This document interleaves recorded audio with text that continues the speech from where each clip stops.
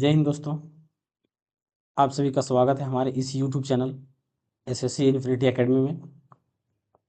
तो पिछले क्लास में हम लोगों ने दोस्तों बौद्ध धर्म से संबंधित क्वेश्चन को कंप्लीट किए थे। आज हम दोस्तों मौर्य साम्राज्य से जितने भी तरह के क्वेश्चन प्रीवियस ईयर में पूछे गए हैं, इन सारे क्वेश्चन का आंसर को देखेंगे और साथ ही साथ दोस्तों इसके बारे में कॉन्सेप्ट को भी जानेंगे। और जैसा कि हम लोग दोस्तों प्रीवियस ईयर क्वेश्चन को देखते हुए हमें क्या पता चल रहा है कि एनटीपीसी में जो है सो ज़्यादा से ज़्यादा क्वेश्चन हिस्ट्री में पूछे गए हैं। सबसे ज़्यादा क्वेश्चन जो है एनटीपीसी में दोस्तों स्टैटिक जीके से पूछे गए हैं। उसके बाद दोस्तों हिस्ट्री से पूछे गए हैं सबसे ज़्यादा क्वेश्चन। प्रत्येक सेट में दोस्तों 40 क्वेश्चन में से 10 क्वेश्चन लगभग स्टैटिक जीके के और हिस्ट्री से लगभग दोस्तों 5 से 6 क्वेश्चन पूछे गए हैं हर एक शिफ्ट में।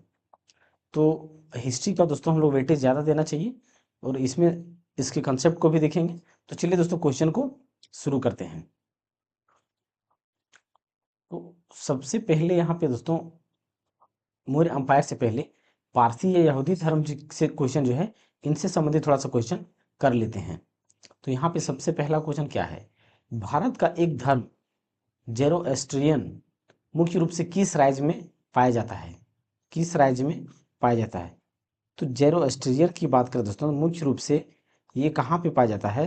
ये महाराष्ट्र में पाया जाता है। कहाँ पर? महाराष्ट्र में पाया जाता है।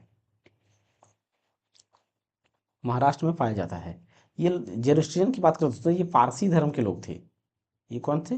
पारसी धर्म के लोग थे, यानी कि फारस जो थे फारस थे दोस्तों। फारस से आए हुए लोग उन्हीं को यहूदी कहा जाता था और यहूदी कहा जाता था और वही क्या है, पारसी धर्म को मानने वाले लोग हैं। नीचे दिए सॉरी नीचे शब्दों के 4 युग्म दिए गए हैं जिनमें से 3 किसी तरीके से एक समान है और एक युग्म भिन्न है। कौन सा युग्म शेष से भिन्न है? कौन सा युग्म शेष से भिन्न है? तो देखिए दोस्तों, अगर पारसी की बात करें यहाँ तो पारसी धर्म का जो है उसका ग्रंथ क्या है? अवेस्ता है। और बौद्ध धर्म का ग्रंथ क्या है? त्रिपिटक है। और यहूदी धर्म का ग्रंथ जो है वो क्या है? तोरा है। लेकिन क्या हिंदू धर्म का ये ग्रंथ है क्या? ये तो मंदिर है। हिंदू धर्म की ग्रंथ की बात करें तो हम लोग का क्या है? महाभारत है। जैसे भगवत गीता हो गया, महाभारत का क्या? भगवत गीता। भगवत गीता भगवत गीता ग्रंथ है। और रामचरितमानस, रामचरितमानस ये क्या है? हिंदू धर्म का ग्रंथ है। ये हिंदू धर्म का ग्रंथ है। तो यहाँ पे ये ग्रंथ से संबंधित है। पारसी का अविस्ता ग्रंथ ग्रंथ है, बौद्ध धर्म का त्रिपिटक ग्रंथ है और यहूदी का तोरा ग्रंथ है। लेकिन यहाँ पे दोस्तों हिंदू धर्म की क्या है, ये मंदिर जो है ग्रंथ से संबंधित नहीं होता है, बल्कि ये मंदिर के बारे में बताया गया है। जेंदा अविस्ता, जेंदा अविस्ता अभी हमने क्या देखा दोस्तों? जेंदा अविस्ता कौन से धर्म की है? जेंदा अविस्ता पारसी धर्म के ग्रंथ हैं। पारसी धर्म के ग्रंथ थे, अभी हमने देखा पिछले क्वेश्चन में। तो यहाँ पे ए नंबर का क्या होगा? सही आंसर हो जाएगा। यहूदी किस धर्म का पालन करते हैं? तो यहूदी है तो यहूदी धर्म को पालन करेंगे।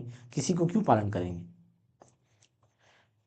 निम्नलिखित में से कौन सा यहूदी धर्म से संबंधित है? यहूदी धर्म से संबंधित है। तो देखिए दोस्तों, अब यहाँ पे पहले धम्म पद की बात करें तो बौद्ध ग्रंथ से संबंधित है। गुरु ग्रंथ साहिब की बात करें तो ये सिख धर्म से संबंधित है। तोरा की बात करें तो ये यहूदी से संबंधित है, क्योंकि तोरा जो है यहूदी धर्म का क्या है? ग्रंथ है। यहूदी धर्म का ग्रंथ है, धर्म ग्रंथ कह सकते हैं इसको। तो यही यहूदियों से संबंधित दोस्तों मात्र इतने ही क्वेश्चन पूछे गए हैं। अब हम लोग दोस्तों मौर्य समाज से संबंधित क्वेश्चन को देखेंगे। मौर्य समाज से संबंधित क्वेश्चन को देखेंगे। तो सबसे पहली बात दोस्तों, जो जो मौर्य चंद्रगुप्त, जैसे कि मौर्य साम्राज्य की बात करें या मौर्य शासनकाल की, तो इसकी संस्थापक कौन है? मौर्य अंपायर की बात करें या साम्राज्य का, मौर्य अंपायर या तो साम्राज्य की बात करें तो इसके संस्थापक कौन है? इसके संस्थापक की बात करें तो कौन है? चंद्रगुप्त मौर्य है। चंद्रगुप्त चंद्रगुप्त मौर्य है। चंद्रगुप्त मौर्य है। इसकी कार्यकाल की बात करें दोस्तों, कब से कब तक था? तो 322 322 322 बीसी से लेकर के 298 बीसी तक। ये चंद्रगुप्त का कार्यकाल था। लेकिन मौर्य अंपायर की टोटल कार्यकाल की बात करें तो 322 से लेकर के 185 बीसी तक था। यानी कि टोटल, जैसे कि मौर्य सम्राट पहले क्या आया दोस्तों, चंद्रगुप्त मौर्य आया। चंद्रगुप्त के पुत्र का नाम क्या था, बिंदुसार था। फिर बिंदुसार का पुत्र क्या था, अशोक था। फिर अशोक का पुत्र क्या था, अशोक का पुत्र का नाम क्या था, अशोक का पुत्र का नाम कुणाल था। फिर कुणाल का पुत्र दशरथ था। फिर दशरथ के बाद अंतिम इसका शासक क्या था दोस्तों, बृहद्रथ था। क्या था, बृहद्रथ की बात करें तो इसका अंतिम शासक था। अंतिम शासक था। और बृहद्रथ का हत्या किसने किया था, जो शुंग था, इसका सेनापति शुंग था, शुंग ने इनका हत्या कर दिया और शुंग वंश का स्थापना किया था। तो मौर्य वंश का अंतिम राजा कौन था, बृहद्रथ था, बृहद्रथ। तो मौर्य गुप्त का संस्थापक चंद्रगुप्त मौर्य है। जैसा जैसा क्वेश्चन आएगा दोस्तों वैसे वैसे हम लोग देखते चलेंगे। तो पाटलिपुत्र में स्थानांतरित होने से पहले निम्न में से कौन सा कई वर्षों तक मगध की राजधानी थी, मगध की राजधानी थी। तो देखिए दोस्तों, पाटलिपुत्रा से अगर पहले बात करें, पाटलिपुत्रा की अगर से पहले की बात करें दोस्तों, तो पाटलिपुत्रा तो बाद में किया गया। तो सबसे पहले क्या था, राजगीर था। क्या था, राजगीर था। तो यहाँ पे सी नंबर का क्या होगा, सही आंसर हो जाएगा। लोरिया नंदनगढ़ स्तंभ डैश में स्थित है, लोरिया नंदनगढ़ डैश में स्थित है। तो ये चंपारण बिहार में है। कहाँ पर दोस्तों, चंपारण बिहार में स्थित है, चंपारण बिहार में स्थित है। पहले अगर मगध की बात करें दोस्तों, मगध पहले क्या था, जो बिहार बिहार का जो क्षेत्र था, पहले मगध यही था। मगध क्या था, बिहार के आसपास था। और पाटलिपुत्र की बात करें तो पाटलिपुत्र जो पटना है वो पहले क्या था, पाटलिपुत्र का नाम था। तो लोरिया नंदनगढ़ स्तंभ की बात करें कहाँ पर है, चंपारण में है, चंपारण बिहार में है। किस मौर्य सम्राट ने लगभग 287 से लेकर के 268 बीसी, यानी कि किस मौर्य सम्राट ने लगभग 287 से 268, 287 या 268 से 231 ईसा पूर्व के अपने शासन काल के दौरान शिलाओं और स्तंभों पर अपने बिंदु उत्कीर्ण करवाए थे। तो देखिए दोस्तों, अगर शिलालेख के मामले में बात करें या स्तंभ की बात करें, तो सबसे ज्यादा स्तंभ बनवाने में से अशोक थे। कौन थे, अशोक थे। इनके दोस्तों मुख्य मुख्य शिलालेख की बात करें तो मुख्य शिलालेख कितना है, 14 शिलालेख इनके बारे में, इनके जीवन से संबंधित है। कितने हैं, 14 शिलालेख इनके जीवन से संबंधित है, 14 शिलालेख। 14 शिलालेख में से दोस्तों जो 13वें नंबर का शिलालेख है, 13वां नंबर का जो शिलालेख है वो कलिंग युद्ध के बारे में बताता है। कलिंग युद्ध के बारे में उसमें लिखा हुआ है। तो ये क्वेश्चन दोस्तों बार बार पूछा जाता है कि कलिंग युद्ध का चर्चा कौन से शिलालेख में दर्शाया गया है। तो 13वां शिलालेख में दर्शाया गया है। ये क्वेश्चन पूछा जाता है। तो यहाँ पे सी नंबर का क्या होगा, बिल्कुल से आंसर हो जाएगा। सम्राट अशोक का पितामह कौन था, पितामह का क्या मतलब दोस्तों, दादाजी। पितामह का मतलब क्या, दादाजी होता है। तो अशोक का दादाजी कौन था, हमने क्या बताया कि सबसे पहले हमारा कौन आया, चंद्रगुप्त मौर्य आया। कौन था, चंद्रगुप्त चंद्रगुप्त मौर्य। चंद्रगुप्त मौर्य का पुत्र कौन था, बिंदुसार था, बिंदुसार था। और बिंदुसार का पुत्र कौन था, अशोक था, अशोक था। अशोक की पुत्र की बात करें तो महेंद्र, कुणाल, इनका भी बहुत सारा पुत्र था। लेकिन कुणाल को शासक पर बैठाया गया था, शासन पर। तो कुणाल का पुत्र की बात करें तो इसके आगे क्या था, बृहद्रथ था। बृहद्रथ ये अंतिम शासक था। बृहद्रथ की बात करें तो ये अंतिम शासक था। तो यहाँ पे देखिए अशोक कहाँ पर है, यहाँ पर है, अशोक यहाँ पर है। तो अशोक का पिता कौन हो गया, बिंदुसार। बिंदुसार का पिता कौन हो गया, चंद्रगुप्त मौर्य। तो अशोक का दादा कौन हो गया, यहाँ पे चंद्रगुप्त मौर्य है दादा। अशोक का दादा कौन हो जाएगा, चंद्रगुप्त मौर्य, यानी कि पितामह मतलब क्या, दादा। तो चंद्रगुप्त मौर्य यहाँ पे ए नंबर का क्या होगा, सही आंसर हो जाएगा। निम्नलिखित में से कौन सा स्थल आधुनिक गुजरात में स्थित है जहां अशोक के शिलालेख अवस्थित है। तो देखिए दोस्तों, गुजरात की बात करें तो गुजरात में गिरनार कहाँ पर है, गुजरात में है। तो गुजरात के गिरनार में अवस्थित है अशोक के शिलालेख गुजरात के गिरनार में अवस्थित है। लगभग 260 ईसा पूर्व किस मौर्य सम्राट ने कलिंग को जीतने के लिए सैन्य अभियान का नेतृत्व किया था। तो दोस्तों कलिंग युद्ध का चर्चा किस किस यानी कि किसके बारे में है, अशोक के बारे में, और 13वां शिलालेख में कलिंग युद्ध का चर्चा है। तो कलिंग युद्ध में क्या हुआ था दोस्तों, इसमें बहुत सारे लोग मारे गए थे। तो यहाँ पे दोस्तों बहुत, जब इतना अधिक लोग मारे गए कि अशोक अशोक को बहुत बड़ा अफसोस होना शुरू हुआ, और वहाँ से उसका हृदय परिवर्तन हो गया। और उसके बाद इन्होंने दोस्तों बौद्ध धर्म को अपना लिया, और बौद्ध धर्म को, यानी कि बौद्ध धर्म अपना लेने के बाद इन्होंने हथियार को छोड़ दिया। तो ये भी पूछा जाता है कि कलिंग युद्ध का हृदय परिवर्तन, कलिंग युद्ध के यानी कि ये पूछा जाता है दोस्तों कि अशोक का हृदय परिवर्तन कब हुआ था। तो कलिंग युद्ध के बाद उसका हृदय परिवर्तन हुआ था। अच्छा देखिए दोस्तों, अगर कलिंग युद्ध की बात करें तो किसके किसके, कलिंग का राजा कौन था उस टाइम जब लड़ाई हुआ था, तो किसके बीच में हुआ था कलिंग का राजा, वहां पे कलिंग का राजा कौन था, यानी कि किसके किसके बीच में हुआ था, अशोक और जो अशोक था, और अशोक के साथ किसका युद्ध हुआ था, तो जो यहाँ पे पद्मनाभन थे, यानी कि कलिंग का राजा कौन था, पद्मनाभन और अशोक के बीच में हुआ था। पद्मनाभन और अशोक के बीच में युद्ध हुआ था, और पद्मनाभन को क्या किया, पराजित किया था वहां पे। और पहली बार पद्मनाभन को हराने वाला कोई व्यक्ति कौन था, तो वो अशोक था। अशोक के अधिकांश शिलालेख डैश भाषा में थे, जबकि उपमहाद्वीपों के उत्तर पश्चिम में पाए गए शिलालेख आरंभिक और यूनानी भाषा में थे। आरंभिक और यूनानी भाषा में थे। जो अशोक की जो अधिकतर भाषा थे वो कौन सी भाषा में थे, प्राकृत भाषा में थे।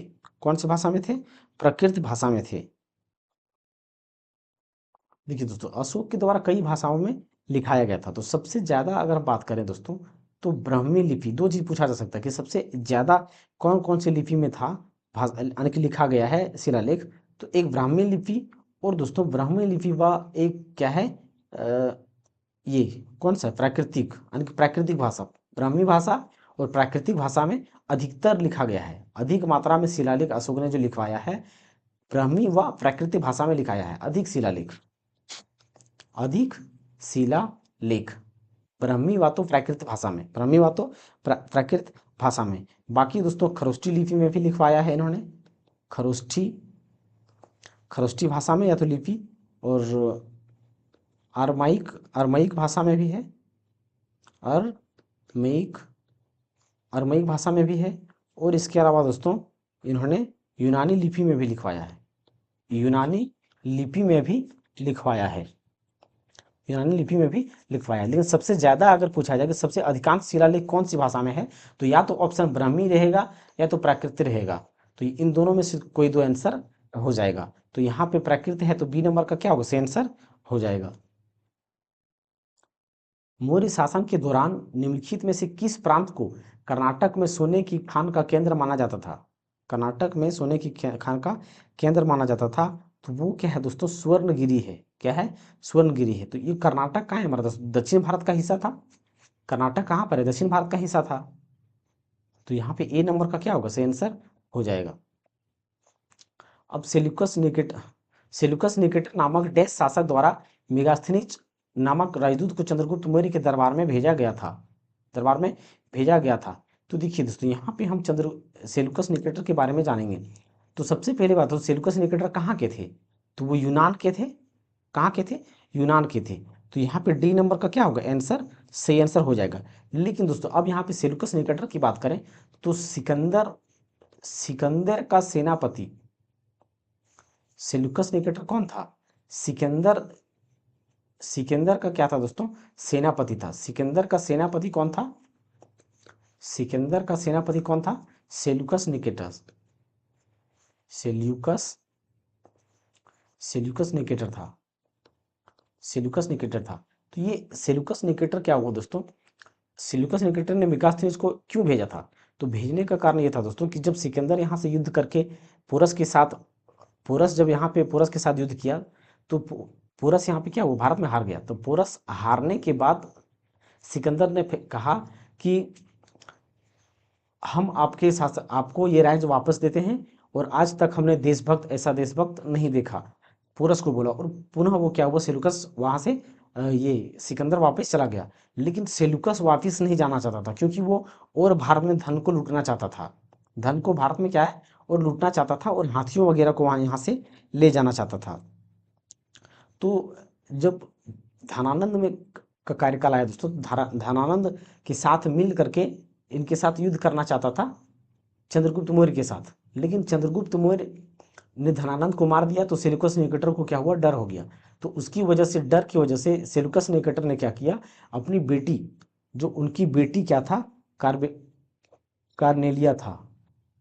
सेल्यूकस निकेटर की बेटी कौन था, कार्नेलिया था, कार्नेलिया। सेल्यूकस निकेटर की क्या था, ये कार्नेलिया बेटी था। तो अपनी बेटी का विवाह क्या कर दिया, चंद्रगुप्त मौर्य से करा दिया, चंद्रगुप्त मौर्य से करा दिया। और चंद्रगुप्त मौर्य से कराने के बाद उनके साथ मेगास्थनीज को भेज दिया इनके दरबार में, चंद्रगुप्त के दरबार में। तो मेगास्थनीज जब भारत आया तो चंद्रगुप्त के दरबार में रहते हुए मेगास्थनीज का एक बुक लिखा, मेगास्थनीज ने इंडिका नाम का पुस्तक लिखा, इंडिका नाम का पुस्तक लिखा। ये भी पूछा जाता है कि इंडिका पुस्तक किसके द्वारा लिखा गया है, तो मेगास्थनीज द्वारा लिखा गया है। मौर्य शासक मौर्य शासक अशोक द्वारा निर्मित सारनाथ सिंह चतुर्मुख डैश से बना था, डैश से बना था। तो ये किससे बना था दोस्तों, बलुआ पत्थर से बना था। किससे बना था, बलुआ पत्थर से बना था।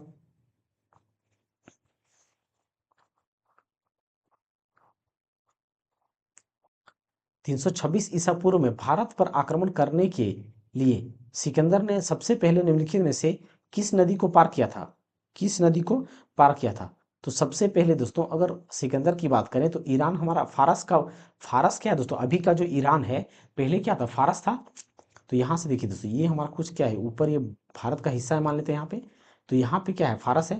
तो यहाँ से सबसे पहले जो नदी जाता है वो कौन सी नदी है, हमारा सिंधु नदी है। तो ये फारस यहाँ पे है, तो इधर से आने से पहले सबसे पहले उसने क्या किया होगा, इस सिंधु नदी को पार किया होगा।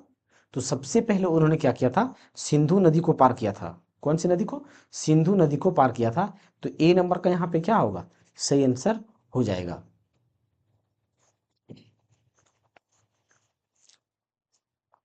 डैश मध्य प्रदेश में भगवान बुद्ध के सम्मान में सम्राट अशोक द्वारा बनवाया गया बौद्ध स्मारक है, बौद्ध स्मारक है। तो भगवान बुद्ध के द्वारा दोस्तों कौन सा स्मारक बनवाया गया था, तो यहाँ पे दोस्तों सांची का स्तूप बनवाया गया था। क्या चीज, सांची का स्तूप बनवाया गया था। तो डी नंबर का यहाँ पे क्या होगा, सही आंसर हो जाएगा। और सांची का स्तूप की बात करें दोस्तों, तो सबसे पुराना स्तूप में से माना जाता है ये, सबसे पुराना। सांची का स्तूप क्या है, सबसे पुराना स्तूप माना जाता है। सांची के स्तूप का निर्माण किसने कराया था, सांची के स्तूप का निर्माण किसने कराया था, तो अशोक ने कराया था। बौद्ध धर्म से संबंधित प्रख्यात भवन संरचना धामेक स्तूप का निर्माण मूलतः डैश वंश के शासनकाल के दौरान करवाया गया था, के द्वारा करवाया गया था। तो किसके द्वारा करवाया गया था, मौर्य वंश के द्वारा करवाया गया था। अशोक ने दोस्तों बहुतों शिलालेख बनवाया है गौतम बुद्ध से संबंधित। तो बौद्ध संरचना धामेक स्तूप कहाँ पर है, धमेक स्तूप कहाँ पर है, तो धमेक स्तूप कहाँ पर दोस्तों, सारनाथ में है। तो धमेक स्तूप किस लिए बनाया गया था, तो धमेक स्तूप दोस्तों सबसे पहले सारनाथ में गौतम बुद्ध ने क्या किया था, वहां पे उपदेश दिया था। तो जहां पे सबसे पहले उपदेश दिया था, तो उन्हीं से संबंधित धमेक स्तूप को बनाया गया था सारनाथ में। तृतीय बौद्ध परिषद यानी कि बुद्धिस्ट काउंसिल्स का आयोजन किसके द्वारा कराया गया था, तो किसके द्वारा कराया गया था, तो हमने क्या बताया था दोस्तों, क्या बताया था कि जो बौद्ध संगीति हुआ था वो कितने बार हुआ था, 4 बार हुआ था। एक कब हुआ था, जब गौतम बुद्ध की मृत्यु हुई तब 483 बीसी में, और फिर क्या 383 बीसी में, फिर 250 बीसी में, और प्रथम शताब्दी या पहली शताब्दी में, प्रथम शताब्दी या तो पहली शताब्दी में हुआ था। यानी कि ये 4 बार क्या हुआ है, बौद्ध संगीति हुआ है। तो पहला जब बौद्ध संगीति हुआ था तो क्या था, हमने क्या बताया था, एके एके एके एके एके एके। तो ए से हमारा यहाँ पे क्या था, आजाद शत्रु था। तो जब 483 बीसी में बौद्ध संगीति पहला हुआ था तो कौन थे उस टाइम, अजात शत्रु के शासन काल में हुआ था। और दूसरा जो था वो के से क्या, काला अशोक के शासन काल में था, काला अशोक, काला अशोक, काला अशोक। और तीसरा शासन काल कब हुआ था, अशोक के कार्यकाल में हुआ था। कब, अशोक के कार्यकाल में। और चौथा चौथा चौथा चौथा कनिष्क के कार्यकाल में हुआ था। तो यहाँ पे दोस्तों क्या, अब क्वेश्चन को देखिए क्या बोला गया, तृतीय बौद्ध संगीति, ये पहला बौद्ध संगीति हो गया, ये दूसरा बौद्ध संगीति, ये तीसरा बौद्ध संगीति। तो तीसरा बौद्ध संगीति किसके कार्यकाल में, अशोक के कार्यकाल में। तो अशोक के कार्यकाल में यहाँ पे सी नंबर का क्या होगा, सही आंसर हो जाएगा। और यहाँ पे कनिष्क की बात करें तो कनिष्क हमारा क्या होगा, चौथा बौद्ध संगीति होगा, फोर्थ नंबर का बौद्ध संगीति। चंद्रगुप्त मौर्य मौर्य वंश के संस्थापक थे। तो भारतीय इतिहास में उनके शासन काल, सॉरी, चंद्रगुप्त मौर्य मौर्य वंश के संस्थापक थे। तो भारतीय इतिहास में उनके शासन के बारे में निम्नलिखित में से कौन सा कथन गलत है, कौन सा कथन गलत है। तो उन्होंने सिकंदर अलेक्जेंडर से मुलाकात की और उसकी सेना में शामिल हुए ताकि मैसेडोनिया युद्ध कौशल को सीख सके। बिल्कुल दोस्तों, अशोक इतना चाल चतुर थे दोस्तों। चतुर ये नहीं थे दोस्तों, चतुर जो इनके गुरु, अशोक के गुरु कौन थे दोस्तों, ओ सॉरी, चंद्रगुप्त मौर्य की बात करें दोस्तों तो चंद्रगुप्त मौर्य के गुरु कौन थे। चंद्रगुप्त मौर्य की बात करें तो इनका गुरु कौन था, तो इनका गुरु कौन था दोस्तों, चाणक्य था। चाणक्य थे, कौन थे, चाणक्य थे। और चाणक्य दोस्तों बहुत ही धूर्त व्यक्ति थे, चालाक आदमी। चाणक्य का और नाम क्या है दोस्तों, विष्णुगुप्त है, विष्णुगुप्त है, और एक नाम क्या है दोस्तों, कौटिल्य है। क्या है, कौटिल्य है। तीन नाम है इनका, इनका तीन नाम है। तो यहाँ पे चंद्रगुप्त के मौर्य के जो गुरु थे दोस्तों चाणक्य, वो ज्यादा ही धूर्त और चालाक व्यक्ति थे। तो उन्होंने क्या, उन्होंने उस चंद्रगुप्त मौर्य को इतने अच्छे तरीके से ट्रेंड किया कि वो हर एक क्षेत्र में कुशल हो गए, चाहे युद्ध हो, चाहे जालसाज में हो, चाहे कुछ कर खेल कूद में हो, हर चीज में क्या थे, तेज हो गया था। तो ये, तो उन्होंने यहाँ पे चंद्रगुप्त मौर्य ने मैसेडोनिया युद्ध कला सीखने के लिए अलेक्जेंडर के यानी कि अलेक्जेंडर के सेना में शामिल हुआ था। ये क्या है, सही है। बैरम खां उनका सबसे अच्छा सहयोगी, संरक्षक और मार्गदर्शक था, मार्गदर्शक था।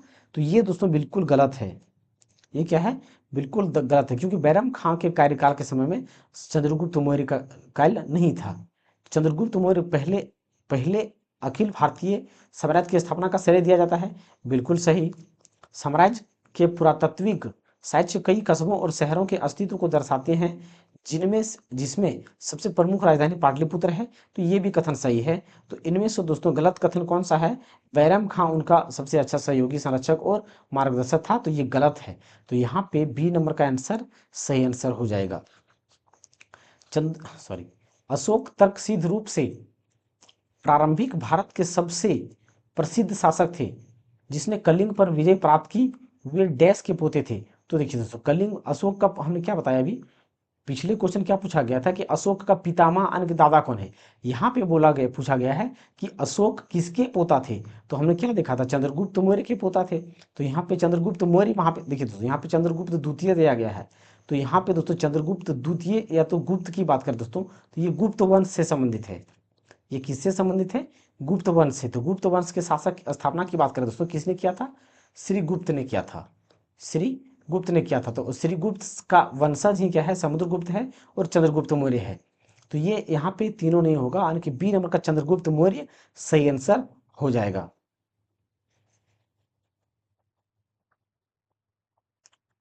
ऐतिहासिक ग्रांड ट्रंक रोड का निर्माण कई शासकों द्वारा कराया गया था। तो मौर्य वंश के शासनकाल के दौरान इसे क्या कहा जाता था, इसे क्या कहा जाता था। तो इसे क्या कहा जाता था दोस्तों, इसे उत्तरापथ कहा जाता था। क्या कहा जाता था, उत्तरापथ कहा जाता था।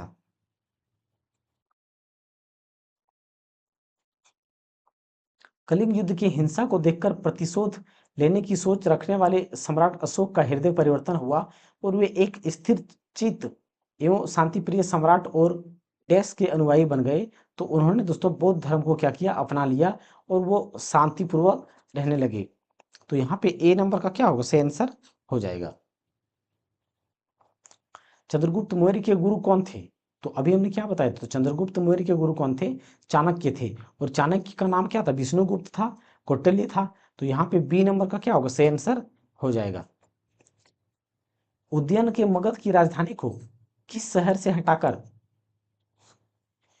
उदयन ने मगध की राजधानी को किस शहर से हटाकर पाटलिपुत्र में स्थानांतरित किया गया। तो देखिए दोस्तों, सबसे पहले राजगीर में था। मगध की राजधानी कहाँ पर था? राजगीर में था। लेकिन उदयन जब आया तो राजगीर से क्या किया, इन्होंने पाटलिपुत्रा में अपना राजधानी को शिफ्ट कर दिया।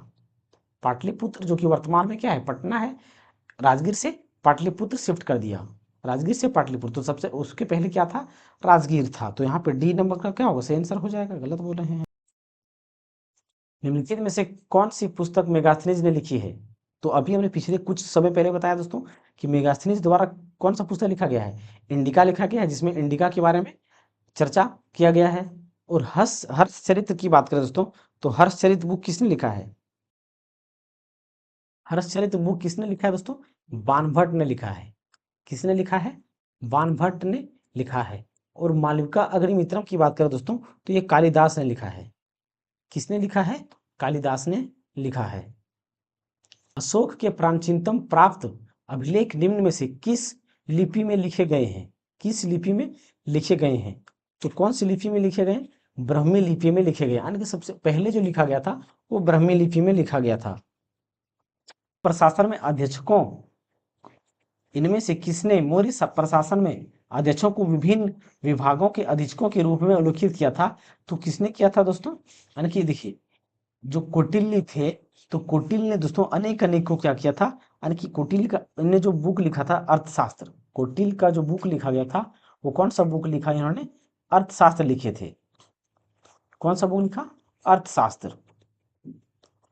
अर्थशास्त्र लिखा था। तो अर्थशास्त्र में दोस्तों इन्होंने तरह तरह की अध्यक्ष को जिक्र किया है, अलग अलग सेक्टर के। तो यहाँ पे ए नंबर का क्या होगा, सही आंसर हो जाएगा। सम्राट अशोक ने बौद्ध धर्म के आदर्शों के प्रचार के लिए धर्म प्रचारकों को दूर दराज के स्थानों पर भेजा, ताकि लोग भगवान बुद्ध की शिक्षाओं द्वारा अपने जीवन को प्रेरित कर सके। और इन धर्म प्रचारकों में उनका पुत्र और पुत्री में शामिल थे। तो उनका पुत्र कौन था दोस्तों? पुत्र की बात करें तो क्या था, महेंद्र था। और उनकी पुत्री का, उनका पुत्री का नाम क्या था, संघमित्रा था। तो इन दोनों को प्रचार के लिए बौद्ध धर्म का भेजा गया था। तो सबसे पहले कहाँ भेजा गया था? श्रीलंका भेजा गया था। निम्नलिखित में से कौन से राजा संघमित्र और महेंद्र वर्मन के पिता थे? तो अभी पिछले क्वेश्चन में हमने देखा दोस्तों कि संघमित्र और महेंद्र वर्मन किसके पुत्र, यानी कि किसके पिता थे और किसके पुत्र थे? अशोक के पुत्र थे। तो पिता कौन हो जाएगा? अशोक। यहाँ पे सी नंबर का सही आंसर हो जाएगा। देश ने धर्म विजय, धार्मिकता द्वारा विजय की नीति विकसित की है। तो ये दोस्तों अशोक द्वारा किया गया था। इनके द्वारा, अशोक द्वारा किया गया था। अशोक के शासनकाल की सबसे महत्वपूर्ण घटना कलिंग आधुनिक युग में डैश पर विजयी थी, जो उनके जीवन का एक महत्वपूर्ण परिवर्तन सिद्ध हुआ। तो देखिए दोस्तों, हमने पिछले भी क्लासों में दोस्तों बता चुका है कि जो कलिंग की बात करें तो कलिंग जो है वर्तमान में क्या है, वो अभी उड़ीसा है। क्या है? उड़ीसा है। तो यहाँ पे डी नंबर का क्या होगा, सही आंसर हो जाएगा। अशोक ने डैश के बुद्ध के बाद बौद्ध उपदेशों की अपना लिया। कौन से युद्ध के बाद? तो कलिंग युद्ध के बाद इन्होंने क्या किया था, बौद्ध उपदेशों को अपना लिया था। प्रसिद्ध कलिंग युद्ध ने सम्राट अशोक को युद्ध छोड़ने और बौद्ध धर्म अपनाने के लिए प्रेरित किया था। यह युद्ध उड़ीसा में कब लड़ा गया था? उड़ीसा में कब लड़ा गया था? तो यह युद्ध दोस्तों 261 बीसी में लड़ा गया था। 261 बीसी में लड़ा गया था। अशोक के किस शिलालेख में कलिंग युद्ध में अशोक की विजय का उल्लेख किया गया है? तो हमने स्टार्टिंग में ही बता दिया था दोस्तों कि जो 13वां शिलालेख है उसमें क्या है, 13वां शिलालेख में कलिंग युद्ध का चर्चा है। 13वां शिलालेख में क्या है, कलिंग युद्ध का चर्चा है। कलिंग युद्ध का चर्चा है। तो यहाँ पे 13वें नंबर यानी कि ए नंबर का सही आंसर हो जाएगा। चंद्रगुप्त का पुत्र डैश मौर्य साम्राज्य के सिंहासन पर बैठने वाला दूसरा शासक था। चंद्रगुप्त का, तो देखिए दोस्तों, चंद्रगुप्त का पुत्र चंद्रगुप्त, जैसे कि मौर्य साम्राज्य की बात करें दोस्तों, तो मौर्य साम्राज्य का सबसे पहला शासक कौन था? मौर्य साम्राज्य का पहला शासक यानी कि संस्थापक जो कि होगा, तो चंद्रगुप्त कौन थे? चंद्रगुप्त मौर्य थे, जो कि पहला शासक थे। तो इसका पुत्र का नाम क्या है दोस्तों? बिंदुसार है। इसका पुत्र का नाम क्या है? इनका पुत्र का, यानी कि चंद्रगुप्त मौर्य का पुत्र का नाम क्या था? बिंदुसार था। तो पहला शासन चंद्रगुप्त मौर्य खुद, और दूसरा शासन कौन हो जाएगा? बिंदुसार हो जाएगा। बिंदुसार दूसरा शासन, और तीसरा शासन की बात करें तो कौन हो जाएगा, अशोक हो जाएगा तीसरा शासन। सम्राट अशोक डैश का पुत्र था, तो सम्राट अशोक किसका पुत्र था, बिंदुसार का पुत्र था। बिंदुसार किसका पुत्र है, चंद्रगुप्त मौर्य का पुत्र है। सम्राट अशोक किसके उत्तराधिकारी थे, तो सम्राट अशोक किसके उत्तराधिकारी थे, बिंदुसार के उत्तराधिकारी थे। सम्राट अशोक ने पत्थर के स्तंभों पर, पत्थर के तख्तों पर अपने डैश आदेश उत्कीर्ण करवाकर अपने राज्य के प्रमुख स्थानों पर स्थापित किया, ताकि लोग तदनुसार आचरण कर सके। यानी कि दोस्तों अशोक ने टोटल कितने शिलालेख लिखवाए थे, अशोक ने कुल 14 शिलालेख लिखवाए थे, 14 शिलालेख लिखवाए थे, 14 शिलालेख। तो 14 शिलालेख यानी कि डी बी नंबर का क्या होगा, सही आंसर हो जाएगा। अशोक महान देश से संबंधित है, अशोक किससे संबंधित है, तो मौर्य वंश से संबंधित है। महान सम्राट अशोक किस वंश के थे, तो वो मौर्य वंश के थे। देश मौर्य साम्राज्य की राजधानी थी, मौर्य साम्राज्य की राजधानी थी। तो मौर्य साम्राज्य की राजधानी दोस्तों कहाँ पे था, पाटलिपुत्र था। कहाँ पे था, पाटलिपुत्र था। कौटिल्य का अर्थशास्त्र में, कौटिल्य का अर्थशास्त्र हमें देश प्रशासन के बारे में जानकारी देता है। यानी कि दोस्तों कौटिल्य की बात करें तो वो किसके कार्यकाल में थे, मौर्य वंश के कार्यकाल में थे, तो मौर्य वंश के प्रशासन के बारे में जानकारी देगा। तो बी नंबर का यहाँ पे आंसर हो जाएगा। चाणक्य का एक अन्य नाम क्या था, तो चाणक्य का एक अन्य नाम क्या है दोस्तों, विष्णुगुप्त है। और एक अन्य नाम की बात करें तो कौटिल्य है। मेगास्थनीज भारत आने वाले सबसे शुरुआती खोजकर्ताओं में से एक था, तो उसका संबंध किस देश से था। यानी कि दोस्तों मेगास्थनीज को किसने भेजा था, सेल्यूकस निकेटर ने भेजा था। और सेल्यूकस निकेटर कहाँ के थे, यूनान के थे। कहाँ के थे, यूनान के थे। तो यहाँ पे यूनान के सही आंसर हो जाएगा ए नंबर का। सम्राट अशोक ने अपने राज्यकाल के 12 वर्ष में एक विशेष अधिकारी की नियुक्ति की, जो भूमि का सर्वेक्षण करता था तथा भू अभिलेखों का रखरखाव करता था और न्याय का पालन करता था। इन अधिकारों को डैश कहा जाता था, इन अधिकारों को डैश कहा जाता था, यानी कि रज्जुक कहा जाता था। क्या कहा जाता था दोस्तों, रज्जुक कहा जाता था, रज्जुक कहा जाता था।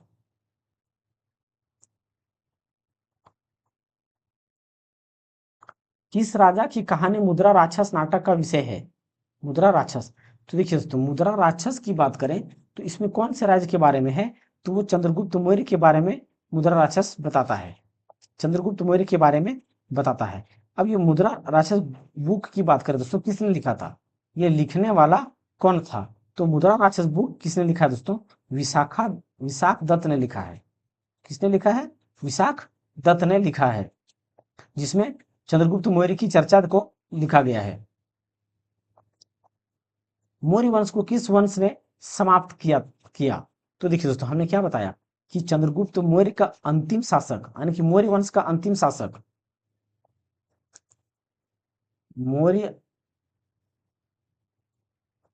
मौर्य वंश का मौर्य वंश का अंतिम शासक, अंतिम शासक मौर्य वंश का अंतिम शासक कौन था, बृहदत्त था, बृहदत्त था। और इस बृहदत्त को किसने मारा, इसका सेनापति कौन था दोस्तों, बृहदत्त का सेनापति कौन था, शुंग था। कौन था, पुष्यमित शुंग था, पुष्यमित शुंग था। और इस पुष्यमित शुंग ने क्या किया, इनका हत्या कर दिया। पुष्यमित शुंग ने क्या किया, बृहदत्त का हत्या कर दिया, और हत्या कर दिया और शुंग वंश का स्थापना कर लिया। क्या किया, शुंग वंश का स्थापना किया, शुंग वंश का स्थापना कर लिया। तो किस वंश ने समाप्त किया था, शुंग वंश ने समाप्त किया और शुंग वंश का स्थापना किया था। मौर्य वंश का अंतिम सम्राट कौन था, तो अभी हमने बताया दोस्तों पिछले क्वेश्चन में ही कि बृहदरथ था, वो क्या था, मौर्य वंश का अंतिम शासक था। अब यहाँ पे दोस्तों मौर्योत्तर काल से संबंधित क्वेश्चन को देखेंगे। तो सबसे पहला क्वेश्चन क्या है दोस्तों उसमें, किस मूल भारतीय राजवंश ने अपने शासकों के चित्र वाले सिक्के जारी किए थे। जो सातवाहन वंश थे दोस्तों, तो सातवाहन वंश के पूर्वज जो शासक थे उनका चित्र सिक्कों में जारी करवाया करते थे, उनका चित्र जारी करवाया करते थे। तो यहाँ पे सातवाहन वंश क्या होगा, सही आंसर हो जाएगा। दिए गए विकल्पों में से कौन सा कथन सही नहीं है, कौन सा कथन सही नहीं है। तो बौद्ध धर्म ग्रंथ पाली भाषा में लिखी गई थी, बौद्ध धर्म ग्रंथ पाली भाषा में लिखा गया था। बिल्कुल दोस्तों, हमने पिछले क्लास में तक बताया था कि बौद्ध जो धर्म था, बौद्ध धर्म का ग्रंथ कौन सी भाषा में, पाली भाषा में लिखा गया था। और जैन धर्म की जो जैन धर्म की बात करें, जैन धर्म की बात करें तो इसे प्राकृत भाषा में लिखा गया था, प्राकृत भाषा में लिखा गया था। तो गौतम बुद्ध का जन्म स्थान नेपाल है, बिल्कुल नेपाल के लुम्बिनी शहर में हुआ था। उपगुप्त ने अशोक को बौद्ध धर्म अपनाने के लिए प्रेरित किया था, बिल्कुल दोस्तों, उपगुप्त ने ही इनको क्या किया था, बौद्ध धर्म अपनाने के लिए प्रेरित किया था। उपगुप्त ने, उपगुप्त की बात करें दोस्तों तो उपगुप्त क्या था, चंद्रगुप्त यानी कि अशोक का भतीजा था। क्या था, अशोक का भतीजा था, जिसे दोस्तों निक्रोध के नाम से जाना जाता है।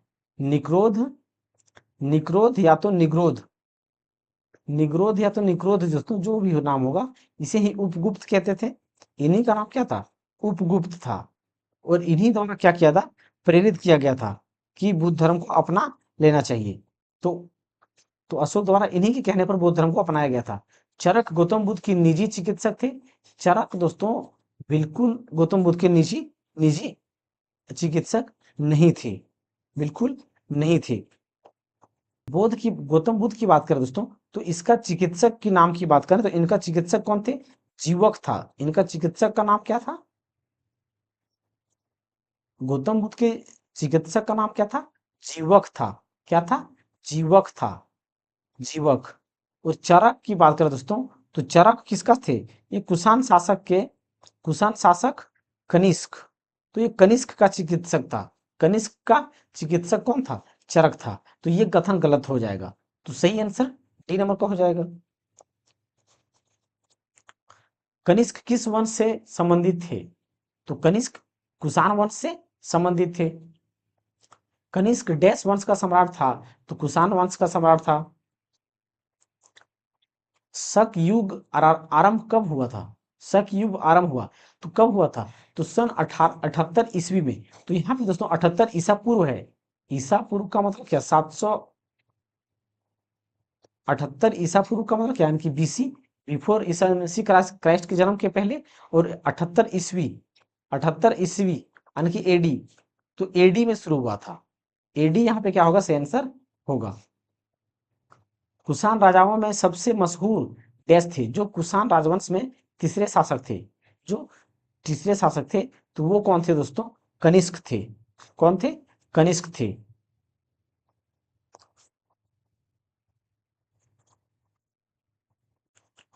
इस ईसा पूर्व डैश शताब्दी की शुरुआत में कुषाणों ने भारत के उत्तर पश्चिम सीमा पर अपना अधिकार स्थापित किया था। तो वो कौन थे, तो वो कौन थे दोस्तों, पहली शताब्दी थी, पहली शताब्दी थी, यानी कि 78 बीसी में हमने क्या क्या था दोस्तों, एसी में, सॉरी बीसी नहीं दोस्तों, एसी में 78 एसी एडी में क्या किया था, शक वंश का यानी कि शक शक क्या उसको बोलते दोस्तों, शक सनवत का जो कैलेंडर जारी किया गया था, शक सनवत कैलेंडर को जारी किया गया था। तो 78 एडी क्या हमारा पहली शताब्दी के अंतर्गत में आएगा, तो पहली शताब्दी। उड़ीसा के उदयगिरी से हाथी गुम्फा शिलालेख कलिंग के राजा देश ने लिखा था, तो कलिंग के राजा दोस्तों खारवेल ने लिखा था। किसने, खारवेल ने। तो यहाँ पे ए नंबर का सही आंसर हो जाएगा। तो यहाँ पे दोस्तों हमारा मौर्य वंश से संबंधित सारे क्वेश्चन कंप्लीट होते हैं। आई होप दोस्तों आप सभी को यहाँ तक अच्छा लगा होगा। और अगर दोस्तों आप सभी को ये वीडियो हेल्पफुल अच्छा लग रहा है तो हमारे इस चैनल को सब्सक्राइब करें, साथ ही साथ दोस्तों शेयर अवश्य करें। थैंक यू दोस्तों, जय हिंद, मिलते हैं अगली क्लास में।